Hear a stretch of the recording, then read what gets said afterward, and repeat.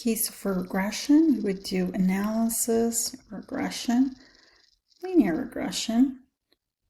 We're going to use the number of absences and final grade data. So final grade is what we're trying to predict, so that's going to be our dependent variable. Number of absences would go into covariates. This one has tons of menus here. We're not going to use them at the moment. And here it creates the table for us that we need, and we can copy this by right-clicking, analysis, copy, and that's how we can take it into our paper.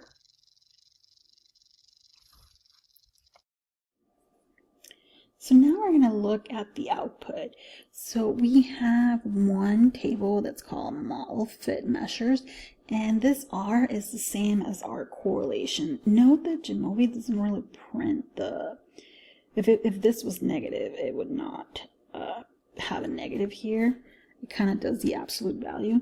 So you still have to go through the correlation menu to get that.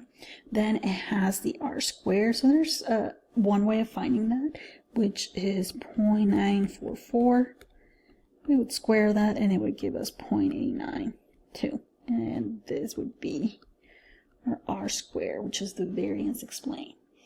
So I have variable Y, which is my final grade.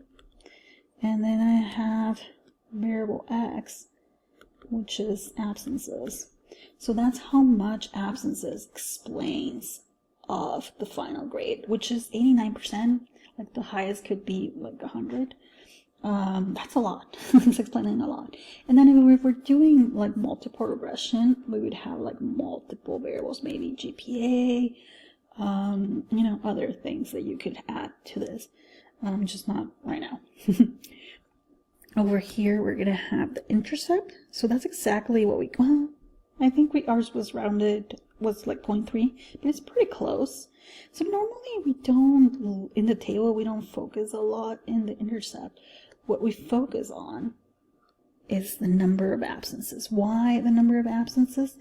Because it's the actual predictor that we're interested in. It's the X. So this is our X, and this is the information that we're going to present for beta. And this is our p-value, but we kind of knew that just at this point of the class. So for beta, I mentioned because we're going to need it here. And then the p-value, we're going to need it here. And then the R square, let me change my color, we're going to need it here. So how do we write our correlation, sorry, our regression conclusion? Well, we say we did a simpler linear regressions. There's different types, so that's why it's important to say. We gave the alpha. We kind of mentioned like what we're trying to predict. So here it's my independent variable.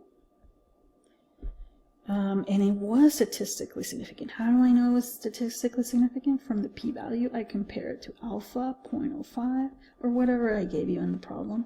And it is smaller, so it is statistically significant. Of the dependent variable, this is the dependent variable, and then you give me the beta. So this can be a little bit confusing because we have B0, B1. This beta is just how APA style wants you to write it. So it's going to refer to this. And then you put that value, which I show you, the p-value.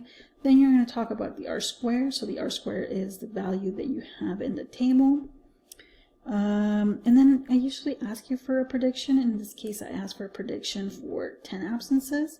So if a person has 10 absences, the predicted grade is that value.